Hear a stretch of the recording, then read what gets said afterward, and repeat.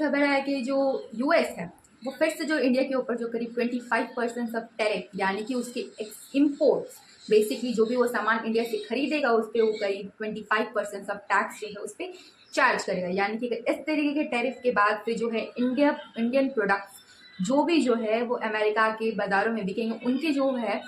Prizes में बहुत ज़्यादा जो है एक तरीके से जो इंक्रीजमेंट आएगा, जिसके बाद से जो उसकी डिमांड जो है अमेरिकन मार्केट में कहीं ना कहीं से जो है वो कम हो जाएंगे। बेसिक सा उनका सिंपल फार्मूला ये आया है कि that why India is going and having much more friendship with Russia. कुछ समय से देखा जाए तो इंडिया एंड रशिया की जो फ्रेंडशिप है उसके लेवल्स जो है और ज़्यादा हाई होते हैं। कुछ टाइम पहले जब रशिया एंड यूक्रेन के वॉर्स हुए थे तो बहुत सारे European country and at the same time including US जो है ज़्यादातर सपोर्ट जो है यूक्रेन को मिला था and at the same time बहुत सारे सैंक्शंस उसके साथ साथ बहुत सारे कंडमसेशन जो है रशिया को झेलने पड़े थे। बहुत सारे सैंक्शंस रशिया के ऊपर लगाए गए थे एंड उस टेकिंग मच ऑयल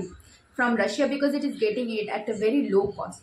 क्योंकि रशिया जो है इंडिया को जो है एक कम दाम में जो है वो क्रूड ऑयल यानी कि बिना रिफाइन किया हुआ ऑयल को जो कम दामों में जो है वो इंडिया को बेच रहा है। करीब 35% जो है इंडिया अपना क्रूड ऑयल जो है वो रशिया से लेता है, यानी कि उसको इंपोर्ट करने के बाद जो उसको रिफाइन करने के बाद in the form of petrol diesels and other तरीके के मटेरियल्स को फॉर्म करने के बाद जो है अपने भी यूज़ करता है एट द सेम टाइम दूसरे कंट्रीज़ को भी वो एक्सपोर्ट करता है। इन टर्म्स ऑफ अगर एक्सपोर्टेशन की बात करें तो उन कंट्रीज़ में जो यूएस